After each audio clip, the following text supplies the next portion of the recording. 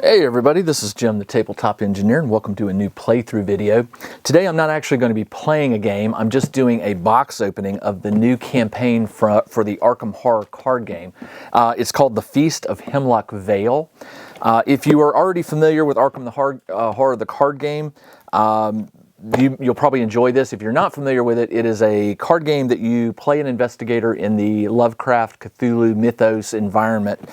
Fantasy Flight makes the game, and they used to sell the campaign in a different type format. It was a box with the first two scenarios in it and some of the investigators.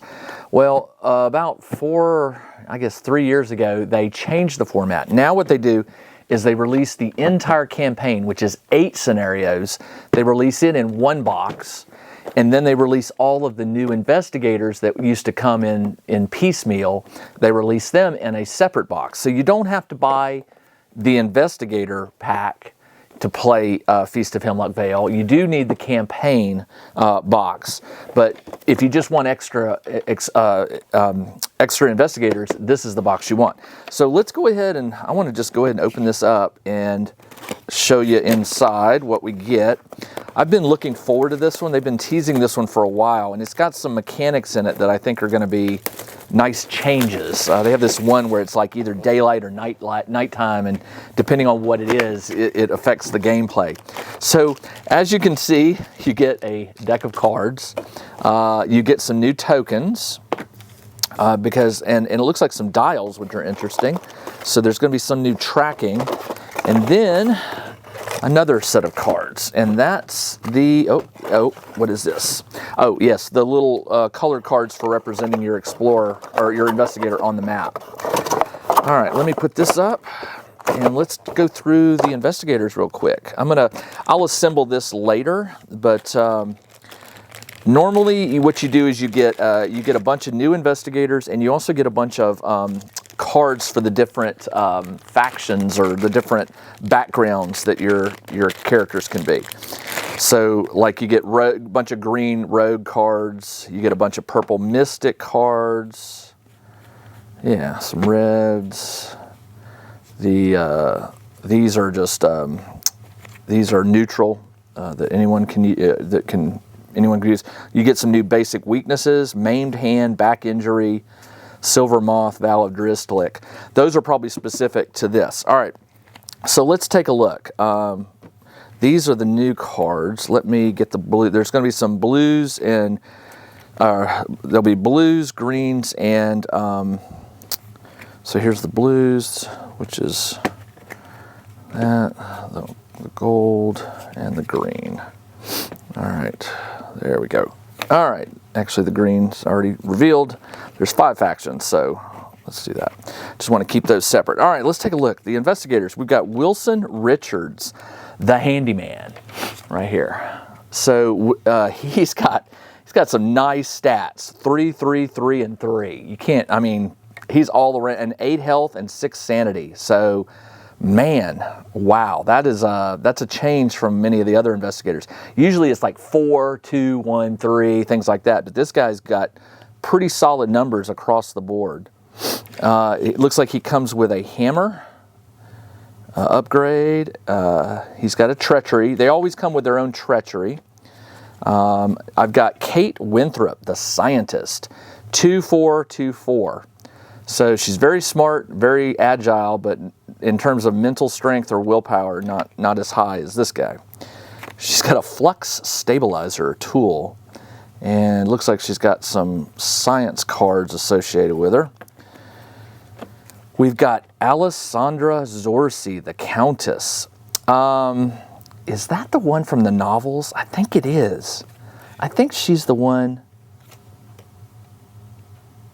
The Countess of it is. That's her. Oh wow! So there's a set of novels from Fantasy Flight and Aconite books that are set in the Arkham Horror universe, and there's one. They have all different characters, but there's one. I think there's like 13 books out now, but two of them, or maybe 3 of them, have featured one person Alessandra Zorzi. She's like a thief gone good. She was a thief, then she discovered the secret behind the supernatural, and so you can play her now.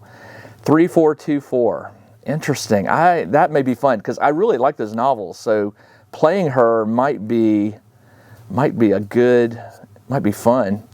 That's neat to see that they took a character from a novel and turned her into a character you can play. All right, the folklorist Kohaku Narukami. Apologies if I'm pronouncing that name wrong. He's 4-4-3-1. He's got some great stats here, but not very agile. So that could come into handy. Book of Living, he's got his own weakness. And then last, the fifth and final one is Hank Samson, the farmhand. Oh, wow. Check this out. 3-1-5-4. He's not book smart, but he's strong. He's got strong willpower, and he's very agile. Boy, putting him with someone for him to fight the bad guys. Of course, he's only got 5 health and 5 sanity, which is not a lot. That only adds up to 10. For example, Alessandra has 7 and 7 for 14. Most of these are 14, 6-8, 8-6, 6-8. But this guy, for the 5, you're making up for it. He's got low health and low sanity. So very, very interesting. All right, I am not going to go over all the cards. There are videos that do that. I just wanted to open it up and look and see what the new investigators are. I will get them sorted and decide who I want to play. I definitely want to play them in this new game. So let me set these aside, and then let's open up the campaign and see what's there. Check out the new RPG and Wargame newsletter. Each week, the Tabletop Engineer shares news, products, Kickstarters, and much more related to the gaming hobby. It's free to subscribe, so check out the link in the video description below to sign up. All right, so I really like this improved format because they give you a much larger book with all the rules and the campaign scenario and the setup and things like that. It just feels higher quality. The old one used to just be folded up or stapled, but this one is actually ring bound and spiral bound. And as you can see, it's much larger and it's heavy. This is a thick one. I think it's thicker than the one with the Mountains of Madness, I can't remember, the Mountains of Madness one. So there we go. All right, so what's really nice is these campaigns, they give you the trays so you can keep all your investigators and everything sorted. I don't really use the box. I have my own catalog card catalog I made to keep everything separate. But while I'm playing a campaign, I do use the box just to keep the scenarios. So let's see, we've got 1, 2, 3, 4, 5, 6, 7, 8. So there's the 8 scenarios. And then these are usually cards that will be, some of the scenarios will tell you to look in there and get certain cards to add to the deck. So the Feast of Hemlock Vale, this is really cool. So it's a campaign for Arkham Horror card game, 1 to 4 players. It contains the following 8 scenarios, blah, blah, blah, blah, blah. Only 6 of the 8 included will be played in any given scenario, along with several extended playable preludes. Each of these scenarios may also be played on its own in standalone mode. So standalone mode is really interesting. You could, if you have a favorite scenario from any of these expansions or any of these campaigns, you can make a deck, an investigator deck, and go against it just to test your mettle and see how you do. But according to this, we're only going to play 6 of the 8. And that's probably because at some point there's going to be a decision tree. Like you go this way, you're going to go that expansion. You go this way, you're going to do that one. So it means you'll have to play this multiple times to see all the possible options. So what's really nice is all the cards will have this little sun symbol here on them so that you could at a later time separate out your cards based on which campaign they came from. There are new keywords that you'll have to learn that will show up. It looks like there's a new gameplay concept called the Codex. During this campaign, some card effects may direct players to read a specific Codex entry. While playing, keep the campaign guide on hand for easy reference. Each Codex entry can be resolved more than once per scenario. Okay, so To read a character, you may pay all the costs and then turn. Okay, so apparently there's going to be costs involved. It must be information. And yeah, here's codexes. I'm not going to look, but here they are. Each campaign has codexes. There they are, that you can get extra information that may help you solve that particular scenario. So this is the campaign guide that just sets it up.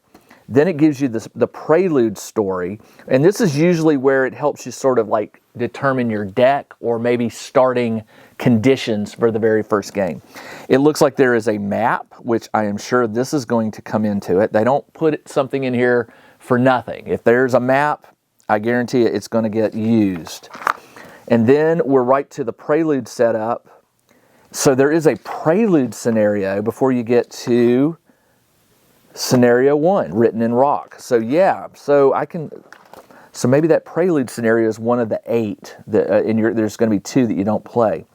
All right, so there we go. I have really, like I said, I've been really excited to get this one in my hands, and I'm going to start playing it. So typically I release new Arkham Horror or I release Cthulhu/Mythos games on Mondays, and I'm going to stay with that. Because I play more than one, I can't promise you that every Monday is going to be a new Arkham Horror, but I will certainly play this campaign and you can follow along over time. If there's only 6 scenarios, you're looking at 6, maybe 7 videos, because it looks like that prelude will be 1 video because it is a smaller game or a smaller scenario. So what I'm going to do is I will read the rules offline and I'll get everything set up, and in the next video for the Arkham Horror card game I will play that prelude scenario. But before I go, I want to share with you one more thing. I bought these off of Etsy.